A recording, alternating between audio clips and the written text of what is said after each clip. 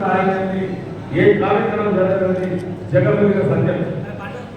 భారతదేశంలో ప్రతి రాష్ట్రంలో ఒక వృత్తాలు తెలుసుకుంటాం, ఒక శక్తి అర్థం, రకరకాల శాస్త్రం ఎక్కువ ఆదివాసులు అందరూ కాదండి. భారతదేశంలో దాదాపు 10% ఆదివాసులు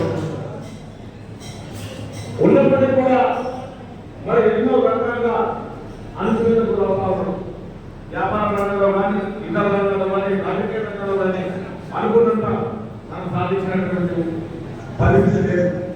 కానీ ఈ మధ్య కాలంలో అన్ని సంఘాలు మన రకరకాల వయసులో రకరకాల వాసవి కానివ్వండి, ఆదివాసీ మహాసభలు కానివ్వండి, ఇతర కానివ్వండి, ఎన్నో సామాజిక కార్యక్రమాలు చేస్తూ ప్రజల్లో ఉన్నత స్థాయిని, ఉన్నత విలువలు, ఉన్నత గౌరవాలను కోరుతామని మరి మన చరిత్రలో చూస్తే అదే వాళ్ళ కోమటోళ్ళ పరిస్థితి కానీ ఈనాడు లేదు.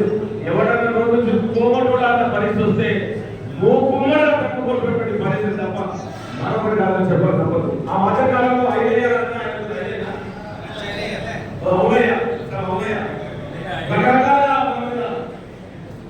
ఏదో చూసిగా మాట్లాడారు.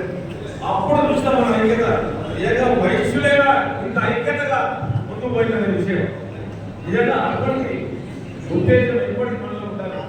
ఆర్య వయసులో ఆ ఉత్తేజం, ఆ క్రమశిక్షణ, ఆ డిసిప్లిన్ కంటిన్యూ అవుతాయి.